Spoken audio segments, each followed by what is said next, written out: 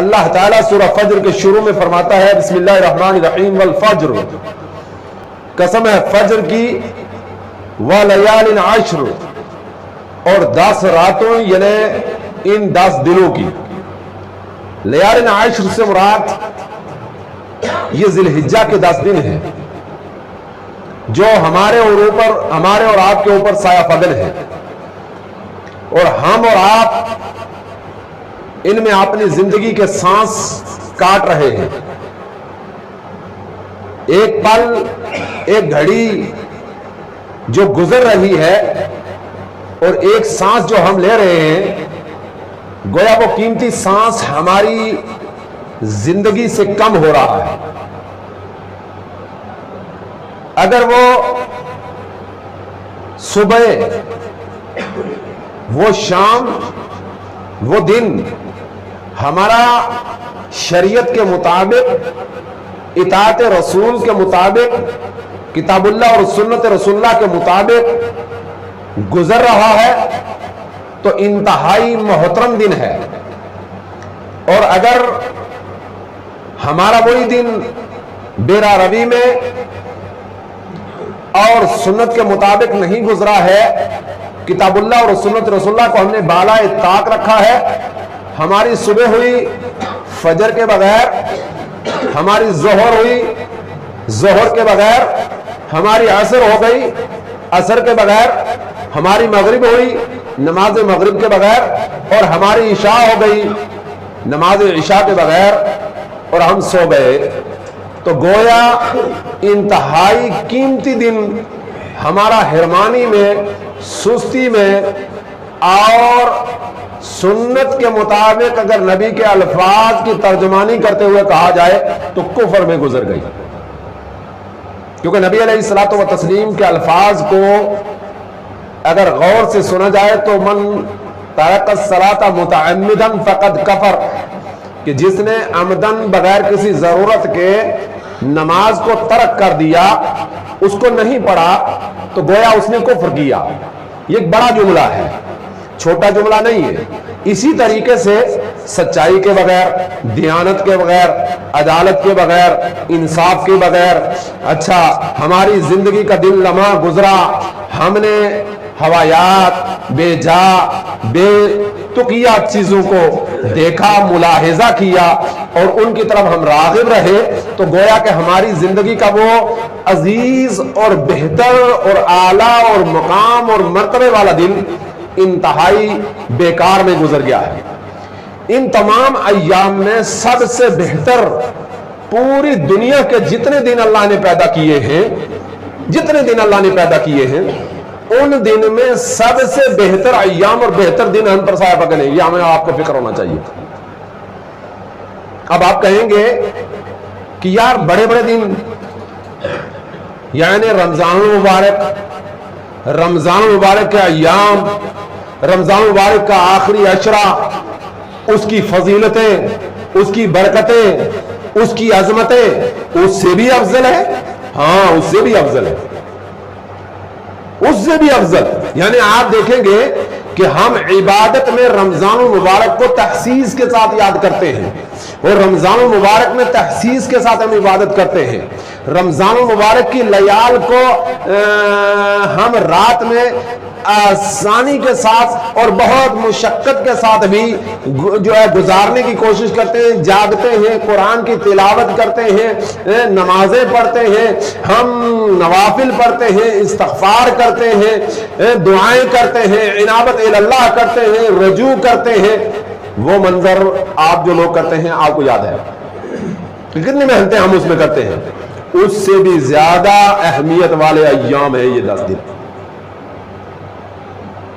ان آخری عشرہ، رمضان کا آخری عشرہ، رمضان کے وہ دن جن کے اندر شب قدر آتی ہے، ان سے بھی زیادہ افضل دن ہے یہ 10 دن،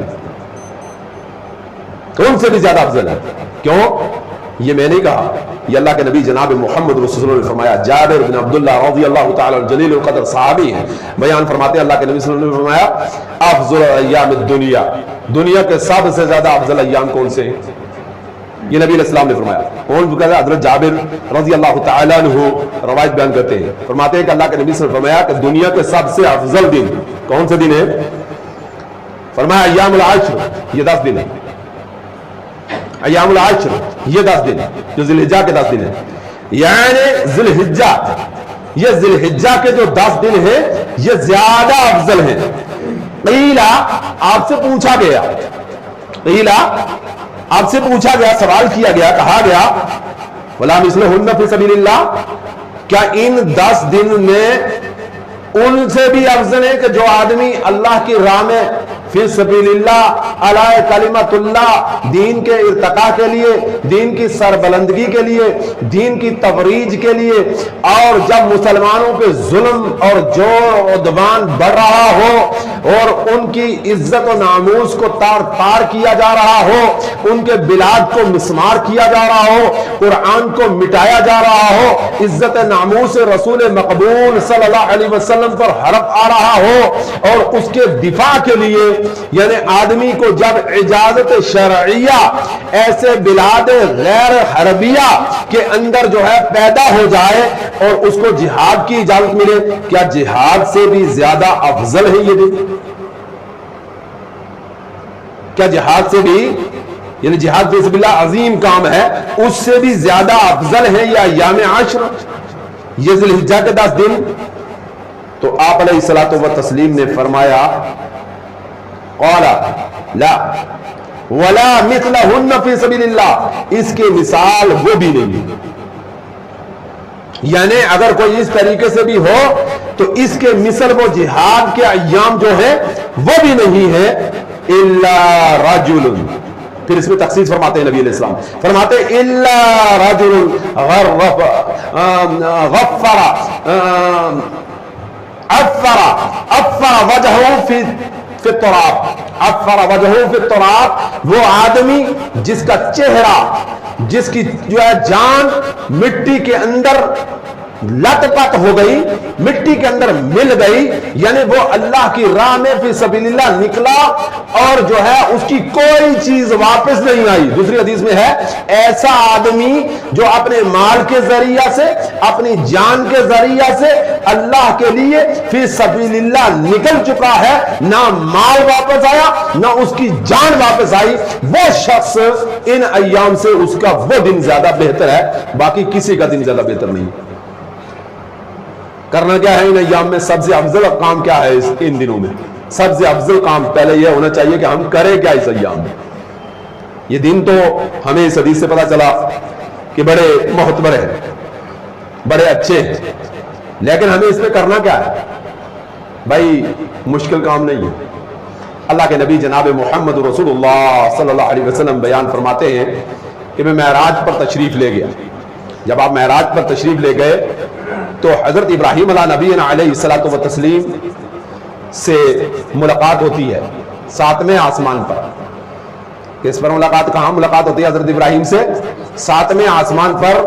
حضرت ابراہیم علیہ نبی علیہ الصلوۃ والتسلیم جو ابو الانبیاء ہے, تمام انبیاء کے والد مانے جاتے ہیں, ان سے ملاقات ہوتی ہے, علیہ السلام ہوتا ہے.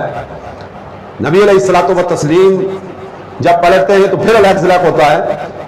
تو آپ ابراہیم علیہ نبی علیہ الصلوۃ والتسلیم آپ کو سلام کرتے ہیں, کہتے ہیں آپ تشریف لے جائے رہیں اور جائیے اور اپنی امت کے لوگوں کو میری طرف سے سلام کہیے. آپ کون لوگ ہیں؟ آپ کی اہمیت کیا ہے؟ ہمارے نوجوان کی اہمیت کیا ہے؟ ہماری بچیوں کی اہمیت کیا ہے؟ ہمارے مسلمانوں کی اہمیت کیا ہے؟ امت محمدیہ کی اہمیت کیا ہے؟ میرا اور آپ کا مرتبہ کیا ہے؟ ہم نے اپنا مرتبہ سمجھا کہ نہیں سمجھا ہے؟ دیکھا جائے تو عملاً ہم نے اپنے مرتبے کو نہیں سمجھا ہے. ہمارا مرتبہ اتنا بڑا تھا اور اتنا بڑا ہے کہ ہمارے اوپر 7ویں آسمان پر بیٹھ کر ابو الانبیاء حضرت ابراہیم علیہ نبی علیہ الصلوۃ والتسلیم سلام بھیجتے ہیں. اور قاصد کون ہے؟ کس کے ذریعہ بھیجتے ہیں؟ کس کے ذریعہ بھیجتے ہیں؟ اللہ کے آخری نبی جناب محمد رسول اللہ صلی اللہ علیہ وسلم کے ذریعہ, جو امام الانبیاء والملائکہ ہے. جو امام الانبیاء والملائکہ ہیں ان کے ذریعے بھیجتے ہیں. کہتے ہیں جاؤ جا کر اپنی امت پر میرا سلام بھیجنا, اپنی امت پر میرا سلام بھیجنا, اپنی امت پر, اپنی امت کو جا کے کہنا کہ میں آپ پر سلام جو ہے عرض کرتا ہوں. لیکن اسی کے ساتھ اپنی امت کو ایک بات اور کہہ کے آنا, اپنی امت کو, یہ بڑی معتبر روایت ہے, علامہ ناصر الدین البانی رحمہ اللہ نے اس کو صحیح قرار دیا ہے. یہ روایت ہے حضرت عبداللہ ابن مسعود رضی اللہ تعالیٰ عنہ کی, جو میں آپ کے سامنے ابھی پیش کر رہا تھا. لقیت ابراہیم لیلۃ العسرا بہ فقال یا محمد, اے محمد رسول صلی اللہ علیہ وسلم, اقرا امتک منی سلام, اپنی امت پر میری طرف سے سلام بھیجنا. واخبرہم, اور ان کو یہ میری طرف سے خبر دینا کہ ان الجنت طیبۃ التراب, جنت کی مٹی بڑی خوبصورت ہے, بڑی پاک مٹی ہے جنت کی. عذبۃ الماء, اور جنت بڑے میٹھے پانی والی جگہ ہے. جنت کا پانی کھاری نہیں ہے, بڑا میٹھا اور بڑا خوشبودار پانی ہے جنت کا. ہاں, اور پھر فرمائیے انہا قیان الغراس, اس میں پودے لگائے جا سکتے ہیں. پودے کس نے لگانے ہیں؟ پودے وہاں لگے ہوئے نہیں ہیں. یہ جو ابراہیم نبینا علیہ الصلوۃ والتسلیم نے اللہ کے نبی صلی اللہ علیہ وسلم کو فرمایا کہ اس کے اندر اپنی امت کو جا کر سلام کرنا کہ اس کے اندر پودے لگائے جا سکتے ہیں, پودے لگائیں اس کے اندر. آپ یہاں بیٹھے ہیں, پودے کہاں لگانے, پودے کہاں لگانے, بوٹے کہاں لگانے, درخت کہاں لگانے؟ جنت میں آپ کو لگانے. جنت ہے یا نہیں ہے؟ اس کی جو ہے نہریں ہیں جو آپ جو ہے جسے سیراب کریں وہ بھی نہیں ہے. ٹھیک ہے, آپ کے پاس کوئی کدال کوئی مشقت ہے, کچھ بھی نہیں ہے. لیکن یہاں رہ کر آپ جنت میں پودے لگا سکتے ہیں, یہاں بیٹھ کر آپ جنت میں پودے لگا سکتے ہیں, یہاں اپنی زبان کے ذریعے سے آپ جنت میں پودے لگا سکتے ہیں. اللہ اکبر, اللہ اکبر. آپ اندازہ لگائیے, ہمیں اور آپ کو پہلی اہمیت تو یہ پتا نہیں کہ ہماری اہمیت کتنی ہے. اس امت محمدیہ کی وہ اہمیت ہے کہ انبیاء بھی ساتویں آسمان پر بیٹھ کر اللہ کے سب سے بڑے بہتر آدمی کے ذریعہ سے ہمارے اوپر سلام بھیجتے ہیں. پہلی اہمیت یہ ہے. اور دوسری اہمیت یہ ہے کہ ہمیں اویئر کرتے ہیں, ہمیں جو ہے بتلاتے ہیں, ہمیں خبر دیتے ہیں کہ جنت کیسی ہے.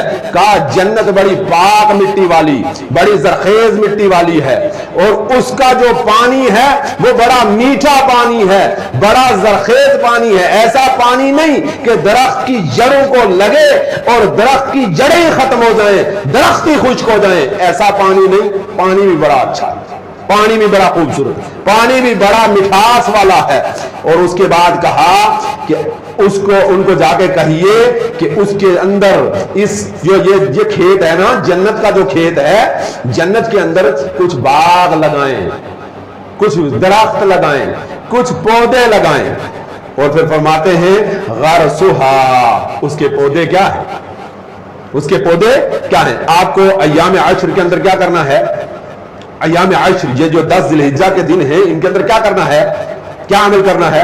یہ عمل ہے, یہ عمل جو بتلانے لگا ہوں, یہ عمل ہے جو سب سے زیادہ اس عشرے کے اندر کرنے کا ہے. کون سا عمل؟ غرسھا سبحان اللہ. غرسھا اس کے پودا, یعنی اس کے اندر پودا کیا ہے؟ سبحان اللہ. سبحان اللہ ایک پودا ہے, یعنی آپ دنیا میں سبحان اللہ کی تسبیح بیان کریں گے, رب آپ کے لیے جنت میں پودا لگائے گا. والحمدللہ, اور پودا ہے اس کے اندر الحمدللہ کہنا. ولا الہ الا اللہ, اور ایک پودا ہے اس کے اندر لا الہ الا اللہ کے الفاظ دہرانا. اور ایک پودا ہے اللہ اکبر کہنا. یعنی جو شخص یہ پودے لگاتا ہے یہاں بیٹھ کر, تو اس کے لیے وہاں وہ پودے لگ رہے ہیں, بڑھ رہے ہیں, بڑھ رہے ہیں, پھول رہے ہیں, پھل رہے ہیں. اور اسی کو امام بخاری علیہ رحمہ نے, اللہ کی کروڑوں رحمتیں ہوں امام بخاری علیہ رحمہ پر. محدثین اکرام میں بڑی فقاہت تھی, اور اکثر و بیشتر جب لفظ فقہ کا اطلاق ہم کرتے ہیں, لفظ فقہ کا اطلاق جو ہے ہم الفاظ بولتے ہیں تو ایک ذہنی کیفیت انسان کو پیدا ہوتی ہے کہ فقہ سے مراد تو صرف وہ کتابیں موجود ہیں جو مابعد میں لوگوں نے بغیر سند اور متن کے بیان کر دی، بغیر سند اور متن کے بیان کر، نہیں، فقہ سے مراد دین اسلام ہے۔ اللہ تعالیٰ نے اپنی کتاب عظیم کے اندر فرمایا کہ جب اللہ کسی کے ساتھ احسان کے معاملات فرماتا ہے، اور نبی علیہ الصلوۃ والتسلیم نے فرمایا جب اللہ تعالیٰ کسی کے ساتھ احسان کے معاملات فرماتا ہے تو یفقہ فی الدین، دین کے اندر فقاہت اور دین کے اندر جو ہے اس کو اصل اس کی بتلانے کی کوشش کرتا ہے۔ یہ دینی فقاہت جو پیدا ہوتی ہے، یہ فقاہت کے اعتبار سے جب محدثین اکرام کو ہم طالب علم کی غرض سے پڑھتے ہیں تو میں اس میں اصل اور مغز کے اعتبار سے کسی کو اگر مانتا ہوں تو وہ امام بخاری علیہ رحمہ ہے۔ ہر طالب علم کا اپنا ویو، اپنی سوچ، اپنا ایک جو ہے وزن ہو سکتا ہے جس کے ذریعے سے وہ ماپ یا ٹارگیٹ بنا رہا ہے، لیکن جب میں امام بخاری علیہ رحمہ کی صحیح بخاری کو پڑھتا ہوں اور امام بخاری علیہ رحمہ کی صحیح بخاری سے کسی مسئلے کے استنباط کے اوپر غور کیا جاتا ہے تو امام بخاری علیہ رحمہ کی فقاہت یگانہ ہے محدثین اکرام میں، محدثین اکرام میں انتہائی فکر کے ساتھ انہوں نے اپنی کتاب صحیح البخاری الجامع صحیح البخاری کو جو انہوں نے کیا کیا ہے، مرتب کیا ہے، ترتیب دی۔ اس میں جہاں نیت کو کہ تمام عمل کا میرا خطبہ نیت پر مبنی ہونا چاہیے، اگر میرا خطبہ اس غرض سے ہے کہ آپ مجھے خطیب کہے یا میرا نیت یہ ہو کہ مجھ سے پہلے ہندوستان کے عظیم اسکالر ہونے کی حیثیت سے اور ہندوستان کے ایک بڑے داعی ہونے اور جس کی شناخت ہندوستان کے اندر پوری طریقے سے ہے، اس نے پچھلا جمعہ یہاں آپ کے خطبے پہ دیا ہے، اس سے بہتر میرا خطبہ کیوں نہ ہو تو یہ خطبہ نامراد ہے۔ یعنی میری مراد عزیزم حافظ عبد المالک الریاضی حافظ اللہ وتعالی جو ہندوستان کی جانی پہچانی شخصیت میں سے ایک ہے، جن کا ایک ترہ امتیاز ہے اپنے علم، فضل اور حدیث پر فقاہت ہونے کے اعتبار سے، تو میری اگر نیت یہ ہے کہ اگر انہوں نے کہا ہے تو میرا خطبہ ان سے افضل اور بہتر ہونا چاہیے،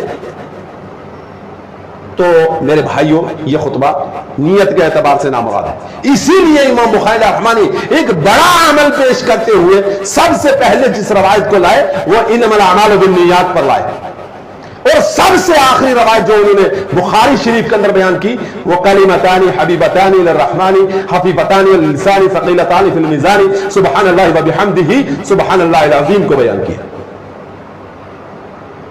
کہ انسان کو زبان کے اوپر انتہائی ہلکا، انتہائی آسان، کوئی مشکل نہیں ہے، وہ کیا کہیں سبحان اللہ وبحمدہ، سبحان اللہ وبحمدہ، سبحان اللہ اللہ پاک ہے، وبحمدہ اسی کی تعریف، سبحان اللہ العظیم اللہ پاک ہے اور عظیم ذات اللہ ہی، اللہ سے بڑا کوئی نہ دینے والا، نہ لینے والا، نہ عزت دینے والا، نہ ذلیل کرنے والا، نہ شفا دینے والا، نہ دولت بخشنے والا، نہ انسان کی فریاد رسی کرنے والا، نہ انسان کی بیماریوں کو دور کرنے والا، نہ انسان کو جو ہے کسی اعتبار سے عطا کرنے والا، اللہ سے بڑا کوئی ہو ہی نہیں سکتا ہے، اس کو اس لیے لائے ہیں، اور یہ روایت جو ہے ذکر کے اعتبار سے ہے، سبحان اللہ وبحمدہ سبحان اللہ العظیم۔ تو اس میں جو ہوگا کہا کہ یہ آپ غرض، یہ پودے آپ جنت کے اندر لگا سکتے ہیں۔ کیا پودے ہیں؟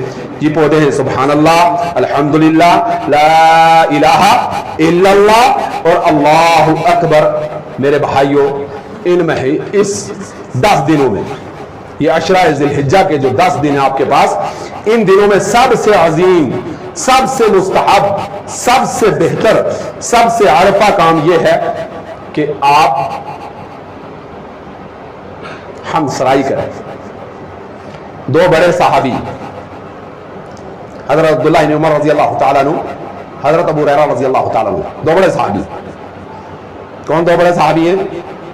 ایک بڑے صحابی ہیں حضرت ابو ہریرہ رضی اللہ تعالیٰ عنہ، جن کو آپ حافظ الحدیث کہیں گے، محدثین کی جماعت میں، نبی کی امت میں امیر المومنین فی الحدیث کہیں گے، امیر المومنین فی الحدیث، کہ پورے مومن کے امتیوں میں امیر المومنین فی الحدیث اگر کوئی شخص موجود ہے تو حضرت ابو ہریرہ رضی اللہ تعالیٰ عنہ۔ یہ حضرت ابو ہریرہ رضی اللہ تعالیٰ عنہ اور حضرت عبداللہ ابن عمر رضی اللہ تعالیٰ عنہ جلیل القدر دو صحابی ہیں، یہ امت کو صرف سمجھانے کی غرض سے، امت کو اہمیت دلانے کی غرض سے، اپنے ساتھیوں کو نبی کی سنت سمجھانے کی غرض سے بازاروں میں نکلا کرتے تھے۔ ان 10 دنوں میں کیا کرتے تھے؟ بازاروں میں نکلا کرتے تھے، اور جو ہی نکلا کرتے تھے، چاند نظر آ جانے کے بعد جو عمل شروع کیا کرتے تھے، وہ جو ہی نکلا کرتے تھے تو زور کے ساتھ تکبیریں کہا کرتے تھے، اللہ اکبر اللہ اکبر، لا الہ الا اللہ واللہ اکبر، اللہ اکبر وللہ الحمد، اللہ اکبر کبیرا والحمد للہ کثیرا وسبحان اللہ بکرۃ واصیلا۔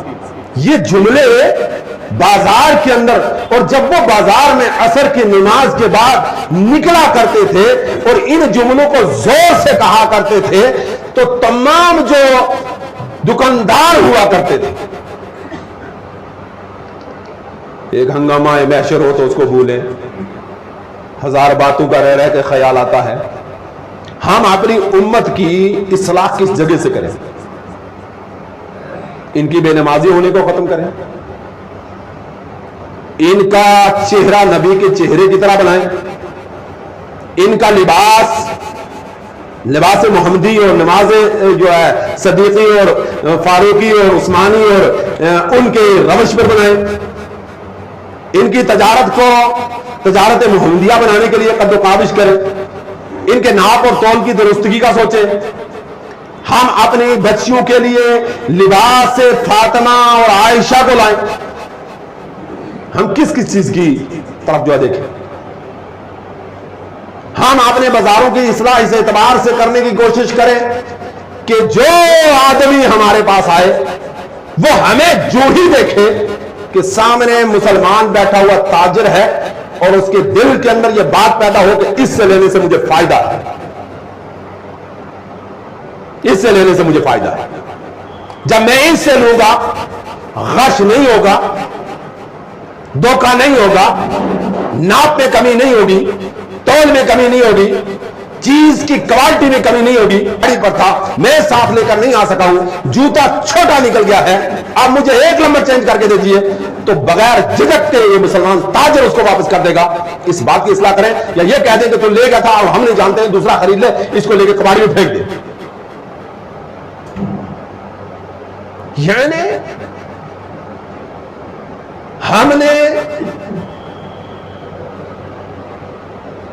نبی علیہ الصلوۃ والتسلیم کے جتنے اصول، محاسن، ضوابط، طریقے عمل اور جو آپ کا طور طریقہ تھا کسی کو ڈیل کرنے کا، اس کو یکسر بالائے طاق رکھ دیا۔ یہ اس لیے نہیں میں کہہ رہا ہوں آپ کو کہ بعض آپ کے نفس کو، سب سے پہلے میں اپنے نفس کو کرتا ہوں۔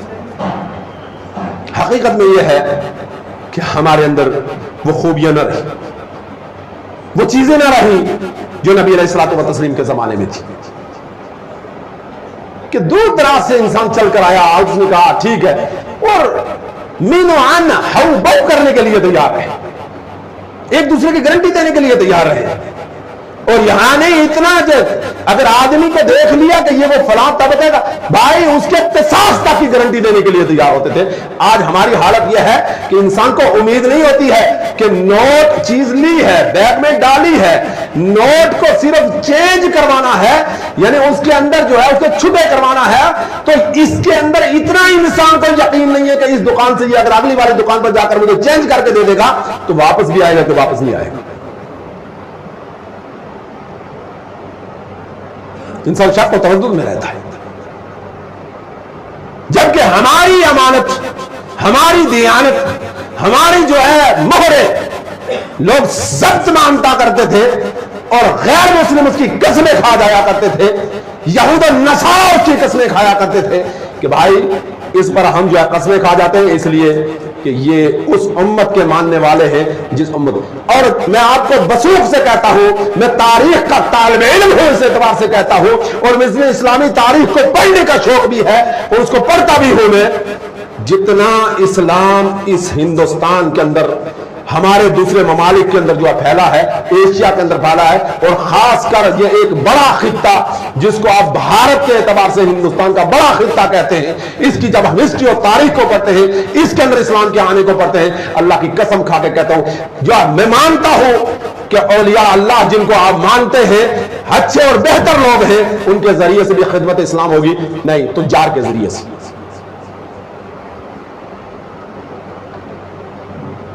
تجار کے ذریعے سے تھی. ہسٹری کو پڑھیے آپ، ہسٹری اسلام کو آپ پڑھیے. کسی بھی آدمی، اس آدمی کو جو متقدمین تاریخ کے اعتبار سے لکھنے کی دسترس اور اتفاق کا مبنا رکھتا ہے، اس کو آپ پڑھ کے دیکھ لیجئے. کون تھا؟ تاجر تھا. کہاں آیا؟ فلاں بندرگاہ پہ آیا. کس ایریے میں گیا؟ کیرل میں چلا گیا. کس ایریے میں چلا گیا؟ سندھ میں چلا گیا. کس ایریے میں چلا گیا؟ فلاں ایریے میں چلا گیا. کیا کیا بھائی؟ یہ کیا. کیسے ہوا؟ وہاں نقوش اسلام پڑھ گئے. نقوش اسلام پڑھنے کے بعد کیا ہوئے؟ لوگ وہاں کے درا در مسلمان ہو گئے. ہمارے جوان، رات میں ہاسپٹل تھا، وضع قطع کا پابند ایک مسلمان، تھوڑے بہت چھوٹے ہوئے بال بھی اس نے اس اعتبار سے رکھنے کی کوشش کی جیسے محمدی بال ہوتے ہیں. جب اس کو بیڈ پر لٹایا گیا، کیجویلٹی میں تھا میں، تو اس کو بیڈ پر لٹایا گیا، سب سے پہلے اس کو کہا اس کو غشی آ گئی ہے. یہ بے ہوش ہو کر گر گیا تھا، ہم اس کو اٹھا کر لائے ہیں، یہ ریڑھی کا کام کرتا تھا. سب سے پہلے ڈاکٹر نے جس چیز کو پوچھا، اللہ کی قسم پوچھا، یہ نشہ کرتا ہے کہ نشہ نہیں کرتا ہے.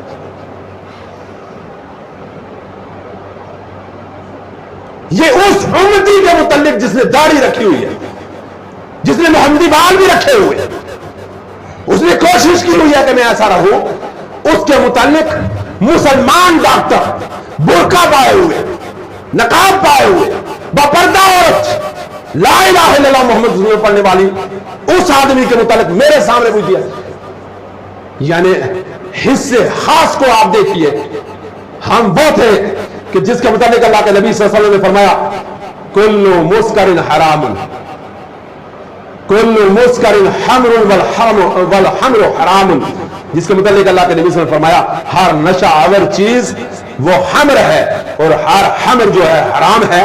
جس کو اللہ کے نبی جناب محمد رسول اللہ صلی اللہ علیہ وسلم نے پاکی اور صفائی کے اعتبار سے جب بیان فرماتے ہیں تو اللہ کے نبی صلی اللہ علیہ وسلم فرماتے ہیں کہ سب سے زیادہ انسان کو، مسلمان کو پاک اور صاف رہنا چاہیے، اور سب سے خوبصورت صفائی اس کے فہم منہ کی صفائی ہونی چاہیے. کس کی صفائی ہونی چاہیے؟ اس کے فہم منہ کی صفائی، منہ کے اندر کی صفائی. یعنی منہ کا دھونا الگ چیز ہے اور منہ کے اندر کا صاف کرنا الگ چیز ہے. اسی لیے اللہ کے نبی جناب محمد رسول اللہ صلی اللہ علیہ وسلم طہارت فہم کے متعلق فرماتے ہیں لولا ان شق علی امتی لامرتم بالسواق مع كل وضوء، اگر میں اپنی امت پر مشقت نہ سمجھتا تو ہر وضو کے ساتھ اس کو کیا کرتا؟ منہ جو ہے مسواک کرنے کا حکم صادر فرما دیتا. یہ الفاظ ہمارے نوجوانوں پر پیدا ہوئے ہیں. کوئی طاقت ہے، کوئی ہمارا دشمن ہے، کوئی ایسی سازش پیدا ہو چکی ہے کہ جو ہمارے نوجوان کو نشے کی لت میں تباہ کرنے کی کوشش کر رہی ہے. ہمارے نوجوان کو، ہمارے بچے کو، ہمارا چیز کو نشے کے لت میں ملوث کر کے اس کو تباہ اور برباد کرنے کی دہانی کے اوپر موجود ہے. اور مسلمان اس کا یہ فکر اصلاح کو چھوڑ کر صبح اور شام سے گزرتی ہے، وہ رفع الیدین اور عدم رفع الیدین پر گزرتی ہے، فاتحہ خلف الامام پر گزرتی ہے، اوجڑی کے پاک اور ناپاک ہونے پر گزرتی ہے، فوتے پاک ہے کہ ناپاک ہے اس پر گزرتی ہے. اور پوری طریقے سے جب تتاریوں نے حملہ کیا تھا تو اس دور کی ہسٹری کو آپ پڑھ کے دیکھ لیجئے. قرطبہ کے اوپر حملہ ہو گیا تھا، کتب خانوں کو جلا دیا گیا تھا، کتابوں کو دریا کے نظر کر دیا گیا تھا، اور اس وقت کے علماء بیٹھ کر بحث کر رہے تھے کہ اوجڑی پاک ہے کہ اوجڑی ناپاک ہے. اوجڑی پاک ہے کہ اوجڑی ناپاک ہے, اوجڑی کھانا حلال ہے کہ اوجڑی کھانا جو ہے ناجائز ہے, اس پر اس وقت جو ہے مناظرے و بحثیں ہو رہی تھی. میں یہ نہیں کہنا چاہتا ہوں, اللہ کی قسم کھا کسی پہ طنز نہیں ہے, میں امت مسلمہ کے ہر فرد کو کہتا ہوں ہمیں فکر کی ضرورت ہے, اپنے بچوں کی اصلاح کی ضرورت ہے, اپنی بچیوں کی اصلاح کی ضرورت ہے, اپنے معاشرے کی اصلاح کی ضرورت ہے, اپنی سوسائٹی کی اصلاح کی ضرورت ہے. یہ ضمن بات آ گئی تھی, اللہ تعالیٰ معاف فرمائے, میں نے اصلاح کے اعتبار سے, غیبت کے اصلاح کے اعتبار سے میں نے بات کی ہے. فکر مجھے لاحق ہوا کہ عام ہو, ایسا ہو, اس کے متعلق کسی کا تصور ہو تو یہ تو ٹھیک ہے. گویا کہ ڈاکٹروں کو 24 گھنٹے ایسے لوگوں سے نبض آزما ہونے کی ضرورت پڑ رہی ہے, نبض آزما ہونے کی ضرورت پڑ رہی ہے کہ جو اس اعتبار کے ہیں اس کے وضع اور قطع نہیں, لیکن اس کے اندر نشہ پایا جاتا ہے. تبھی تو انہوں نے سوال کیا ہوگا کہ بھائی یہ کوئی نشہ تو نہیں کرتا ہے, تبھی تو سوال کیا ہوگا کوئی نشہ تو نہیں کرتا ہے. اس لیے ہمیں اس فکر کو کرنے کی ضرورت ہے. تو یہ ایام جو ایام عاشر, یہ ذی الحجہ کے ایام ہیں, ان ذی الحجہ کے ایام کو افضل کس لیے کہا گیا ہے؟ ایک نقطہ یہ بھی ہے, دیکھیے جتنے عبادات ہیں سب کا اجماع ہے, جتنے ارکان اسلام ہیں سب کا اجماع ہے. کوئی ایسے ایام نہیں ہے جن میں بنائے اسلام 5 بنیاد اسلام ایک ساتھ آپ ادا کر سکتے ہو. اسلام کی کتنی بنیادیں ہیں؟ اسلام کی بنیادی چیزیں کتنی ہیں؟ اور بھائی 5 ہیں, جس کو نبی علیہ السلام فرمایا بنی الاسلام علی 5, الشہادۃ لا الہ الا اللہ واقام الصلاۃ وایتاء الزکاۃ وصوم رمضان وحج بیت اللہ الحرام. یہ 5 ہیں.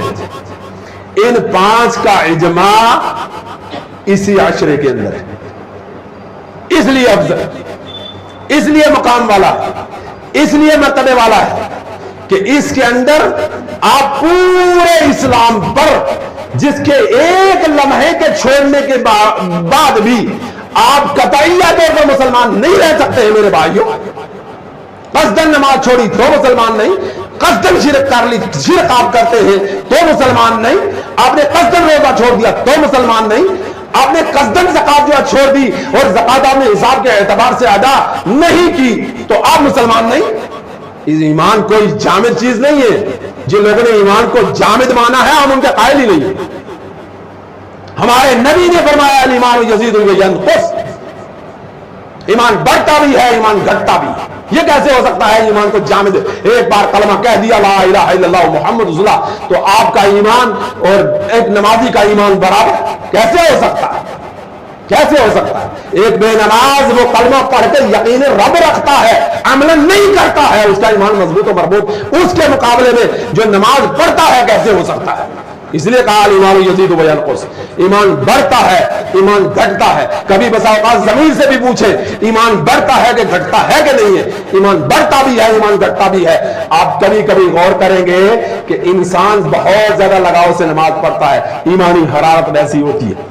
آپ زکات دے تو ایمانی حرارت ایسی ہوتی ہے, آپ دین کی طرف راغب ہوتے ہیں ایمانی حرارت ایسی ہوتی ہے. اور جب آپ سے چھوٹنا شروع کرتے ہیں تو ایک جو ہے حرمانی, ایک سستی, ایک ندامت, ایک انسان کے اندر جو ہے پسماندگی, ایک انسان کے اندر ہجان نفس, انسان کے اندر جو ہے ناامیدی اس طریقے سے پھوٹتی ہے. کیوں؟ اس کو پتا ہے کہ میں بہت زیادہ گناہ کے اندر اس میں ملوث ہوں, اتنا ملوث ہوں کہ فجر بھی نہیں پڑھی ہے, میں نے فجر بھی نہیں پڑھی. تو انسان کا خود ضمیر کہتا ہے کہ بھائی میں آج ٹھیک, میں بہتر, میں افضل آج کے دن میں نہیں ہو سکتا ہوں. اس لیے نہیں ہے کہ بھائی میں نے جب فجر میں اٹھا ہی نہیں ہوں, میں نے عشاء پڑھی نہیں ہے, پہلے ہی سو گیا ہوں, تو میں نے یہ کرتا رہا تو میری فلاں فوت ہو گئی ہے, یا میں نے جو ہے پورا ہونے کے باوجود پورا حساب کر کے زکات. انسان کا خود ضمیر بھی تو کہتا ہے وہ پوری طریقے سے ہر رسم و ختم میں, ہر بہترین طریقے سے اللہ کی کتاب بہترین جزدان میں, بہترین المیرا میں, بہترین انواری میں, بہترین طریقے سے بہترین کمرے میں آپ نے رکھی ہوئی ہے. پورے سال اٹھانے کی توفیق تک بھی نہیں ہوتی, پورے سال تک اٹھانے کی توفیق انسان کو نہیں ہوتی ہے کہ انسان پورے سال میں اٹھا کر سارے دیکھ تو لے کہ گھر میں قرآن رکھا ہوا ہے, اس قرآن کو دیکھے تو صحیح کہ جناب کیا جو ہے یہ قرآن اللہ کی کتاب پڑھ تو لے, جھاڑ تو دے, نہیں ہوتا ہے میرے بھائیوں. اسی لیے ہمارے ایمان کے اندر کمی ہوتی ہے. تب ہم قرآن رمضان میں شیطان کو باندھا جاتا ہے, ایمان کو جلا ملتی ہے, تب آپ قرآن کی تلاوت کرتے ہیں. پھر گنتے ہیں آپ نے کتنے دور کیے, میں نے 5 کر لیے. آپ نے کتنے دور کیے, میں نے 2 کر لیے. آپ نے کتنے دور کیے, ابھی 15 پارے تک پہنچا. ارے بہت کم پڑا ہے, ابھی 15 پارے تک پہنچے, آج تو 22 رمضان ہو گیا. آپ 15 پارے مکمل کب کرو گے, مکمل کب کرو گے؟ ابھی تو آپ کا تو دور نہیں ہو پائے گا. آپ ساتھی سے پوچھتے ہیں, بھائی بھائی سے پوچھتا ہے, عورت عورت سے پوچھتی ہے, بیوی خامد سے پوچھتا ہے, باپ بیٹے سے پوچھتا ہے, بیٹا باپ سے پوچھتا ہے, ماں. کبھی محاسبہ کرتے ہیں, ایک دوسرے کو پوچھ لیتے ہیں. اور بے شمار تو ایسے ہوں گے پوچھنے کی ضرورت ہی نہیں, پوچھنے کی ضرورت نہیں ہے. کھولا ہے کہ کھولا نہیں ہے, یہ پوچھنے کی ضرورت ہی نہیں. اور بے شمار ایسے ہوں گے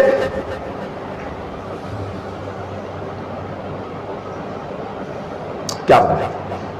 میں کیونکہ یہ واقعات جمعے کے دن کے اس تقدس اور اس کے اعتبار سے غلط ہوتے ہیں. ایک جگہ قبرستان پر پہنچا, ایک اچھا آدمی جس کی عمر 70 سال تھی یا 60 سال تھی, بزرگ تھے, تو نماز ہو چکی. تو یہ امتیاز اس مسلک حق اہل الحدیث کو کہ یہ اس نماز کے بعد دوبارہ نماز بجماعت اس مسجد میں پڑھنے کے قائل ہیں حدیث نبوی کے تحت. وہاں تو مسجد بھی نہیں تھی, باہر دیکھو. میں نے کہا چلو جی آپ تکبیر کہیے تو نماز پڑھ لیتے ہیں, میں لیٹ پہنچا تھا. اس آدمی نے مجھے کان میں کہا, غیبت کے اعتبار سے اللہ کی قسم نہیں کہہ رہا, اللہ کی قسم مجھ پر قیامت نہیں ہے, دین نہ آئے, غیبت کے اعتبار سے کہہ رہا ہوں, عبرت کے اعتبار سے کہہ رہا ہوں. اس نے مجھے کان میں کہا مجھے تکبیر نہیں آتی. ہے نمازی, ہے نمازی. یہ میں اپنی ذات کی بات, اللہ کی قسم, اللہ کے منبر پر, اللہ کے محراب میں کہہ رہا ہوں. یہ ہماری بیچ میں حالت, یہ مسلمان کی کنڈیشن. ہم کس کو جو ہے دوشی ٹھہرائیں گے؟ ہم سے تو قرآن ابھی نہیں چھینا ہے, ہم سے آذان کے کلمات بھی ابھی نہیں چھینے. ہم سے سب سے سستا دنیا میں اگر کوئی علم ہے سیکھنے کے اعتبار سے, وہ علم دین ہے. سب سے سستا مزدور اگر دنیا میں آپ کو مل سکتا ہے وہ مولوی. میں وثوق سے کہتا ہوں, میرے پاس شیوخ الحدیث کے اعتبار سے مدرسین کام کرتے ہیں جنہوں نے علم حدیث میں ترہ امتیاز حاصل کیا ہے. اللہ کی قسم کھا کے کہتے ہیں, میں ممبر رسول پر ایمانت کے اعتبار سے آپ کو پوری طریقے سے کہتا ہوں, ہم ان کو ایک مزدور کی تنخواہ نہیں دیتے. کیوں؟ آپ امت نہیں نہ دیتے ہیں, آپ گنتے ہیں, کہاں دیں گے؟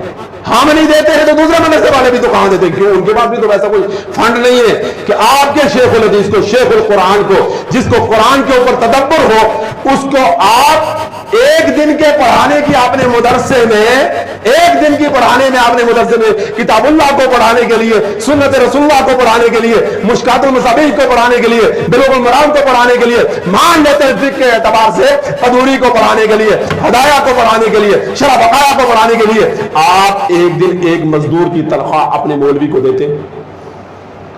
سب سے سستا جو علم ہے امت مسلموں کو سیکھتی,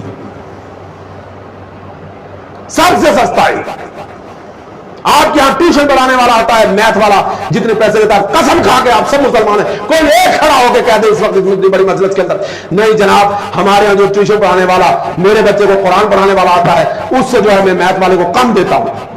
10ویں کا میتھ, 11ویں کا میتھ, 12ویں کا میتھ پڑھانے والا. یہاں ٹیوشن کے نظام ہوتے ہیں نا, آپ جب کہیں جائیں ٹیوشن پڑھیں نا, پتہ چلے گا کتنا جو ہے لیتے ہیں. یہ اگر امت مسلمہ کی حالات ہوگی تو ہم قرآن کو کس طریقے سے تدبر حاصل کر لیں گے. یہ کہنے کی باتیں تھیں. اور خاص کر عشرہ ذی الحجہ کے لیے آپ پوری تیاری کریں گے, اور اس کے ساتھ آپ قربانی کی تیاری کریں گے. میرے بھائیوں, قربانی اللہ کے نبی صلی اللہ علیہ وسلم نے جو 4 جانوروں کی جو ہے 8 جانوروں کی 4 نوع کی قربانی اللہ کے نبی صلی اللہ علیہ وسلم نے صادر فرمایا ہے, وہ جو ہے قرآن میں موجود ہے.